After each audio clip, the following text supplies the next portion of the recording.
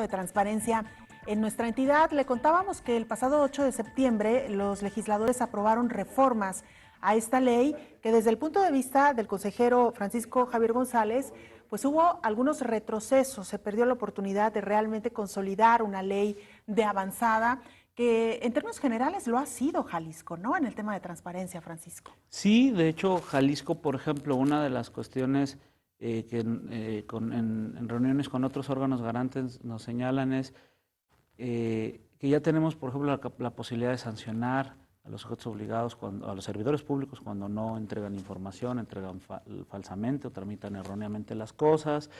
Incluso somos de los que se sorprenden porque hasta podemos ordenar el arresto de servidores públicos cuando no cumplen con nuestras resoluciones.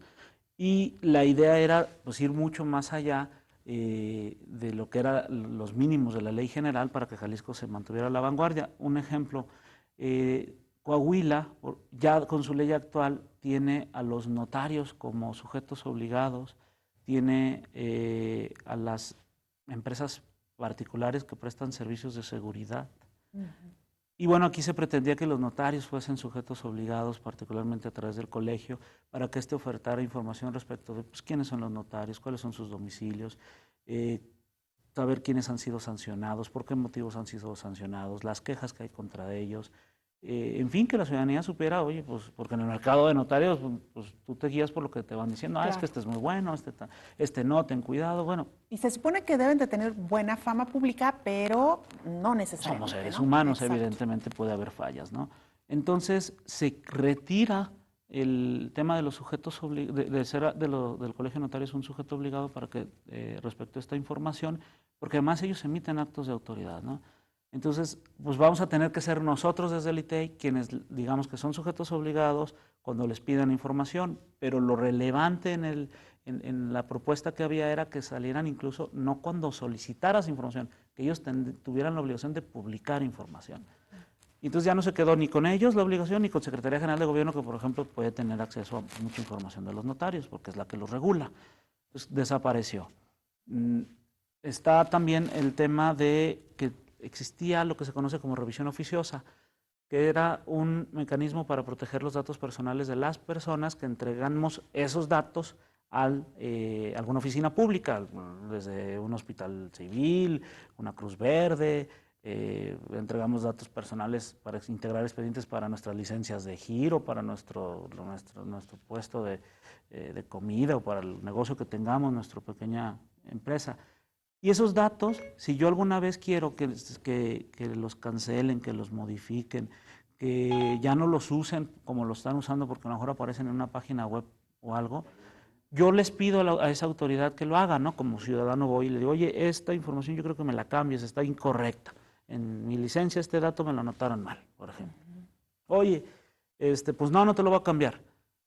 En automático nos lo mandaban al ITEI, o con esta ley que tenemos ahorita, para nosotros revisar si estuvo correcto o no que le negaran esa protección de su información.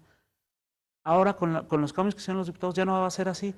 Tú como ciudadano vas a tener que ir al ITEI a quejarte, e interponer tu recurso.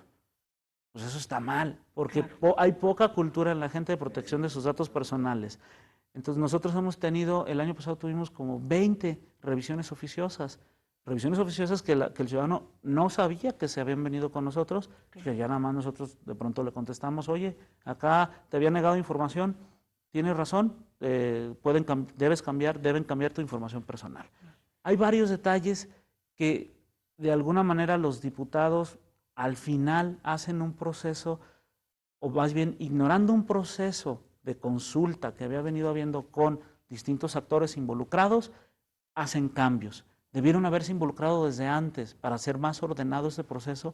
Y yo no presumo mala fe de los diputados ni nada de eso. Yo lo único que creo es que al final quisieron meterse en un tema cuando debieron haberlo hecho gradualmente, incorporándose al proceso de deliberación. ¿Qué va a suceder con estas reformas? Decías al principio de la charla que ustedes estaban ya de alguna manera pues buscando la manera de reaccionar. No sé si pugnarán, por ejemplo, estas reformas. Mira, hasta ahorita este posicionamiento es individual. Mis compañeras, consejeras, en su primera reacción es, pues se reformó, ya se armonizó. y yo lo que estoy esperando, y hay disposición de las dos, que nos pongamos a discutir a fondo con la sociedad civil. Tenemos un consejo consultivo integrado por ciudadanos apartidistas, que nos pongamos a discutir y que veamos los cursos de acción a seguir. Mi propuesta, ahorita en lo individual, es que interpongamos la acción de inconstitucionalidad por algunos conceptos que pudieran estar violando la Constitución Federal y que evidentemente hagamos lo necesario para que en los lineamientos que emitamos nosotros, en los reglamentos, tratemos de minimizar y sobre todo de hacer más de vanguardia las normas del acceso a la información, de la transparencia en Jalisco. ¿Sí? Pero eso lo tenemos que hacer consensuadamente. Yo espero que se dé en estos próximos días ese consenso y además yo presentaré mi propuesta formal de una acción de inconstitucionalidad para que sea apoyada por el Pleno del Consejo. Esperemos que así sea. Francisco, hemos hablado ya pues de estos retrocesos que desde el punto de vista de personas como tú y algunas otras organizaciones han señalado. Hemos hablado también un poco de algunos avances, que los hay también. Sí. Pero ¿qué pasa, por ejemplo, con aquello que no se ha incluido en la ley? ¿Qué sigue todavía pendiente dentro de la ley de transparencia de nuestra entidad?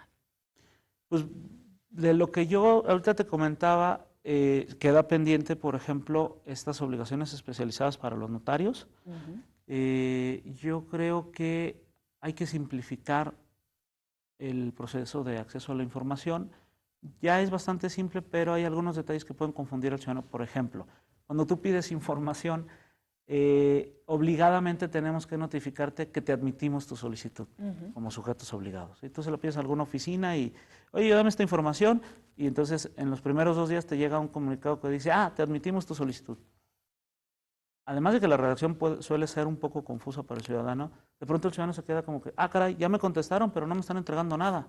Entonces, omitir a lo mejor ese paso y dejarlo como un paso interno, ¿no? Claro. Sí, pues se anota que se admite, que cumple con los requisitos, pero pues ya no se lo estamos comunicando al ciudadano porque lo puede confundir.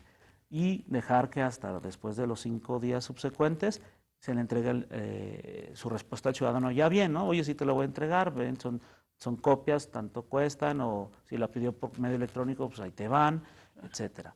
Entonces, un poquito de simplificar los procedimientos.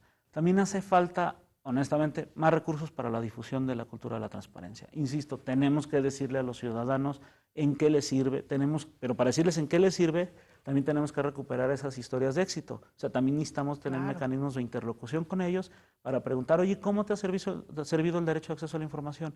¿Qué has hecho con ese derecho? Pues que ya puse un negocio gracias a que me informé, o que evité que mi negocio fuera sancionado, o que ayudé a que en mi colonia mejoraran algún parque.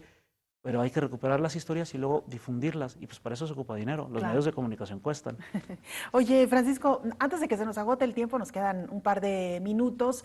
Quisiera ligar este asunto que hemos venido aquí abordando con un caso práctico, precisamente el de la línea 3 del tren ligero, que mucho se ha hablado a través de los medios de comunicación. Algunos medios, entre ellos Señal Informativa, han hecho algunas solicitudes de acceso a esta información. ¿Qué pasa, por ejemplo, cuando la autoridad responde, esta información reservada y está clasificada hasta por los próximos 3 años? ¿Se puede? ¿Se vale? ¿Y qué pasa en este contexto? Porque entonces también se está negando el derecho a conocer una información pública, ¿no?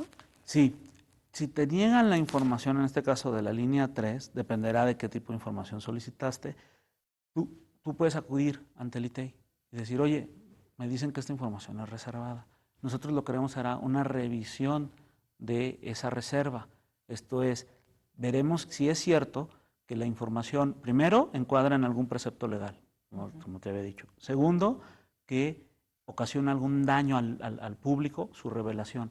Tercero, que ese daño que causa su revelación es mayor al interés propio de la sociedad de conocer la información.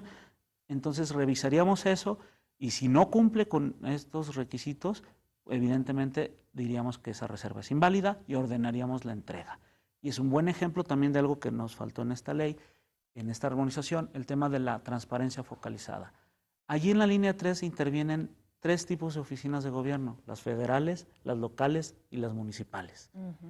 Perfectamente bien podríamos nosotros acordar con ellos, ¿sí?, un esquema en donde hicieran un micrositio especial de la línea 3, en donde se pusiera la información de las licencias municipales, del plan de arbolado, de la manifestación de impacto ambiental estatal y del plan de la obra a nivel federal.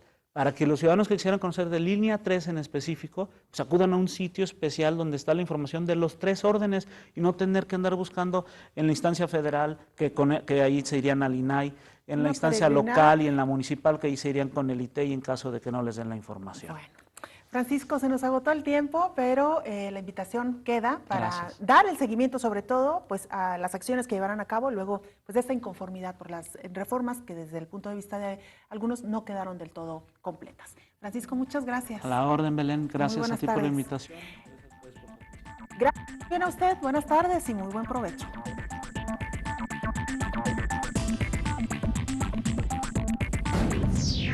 Señal informativa, periodismo con enfoque social.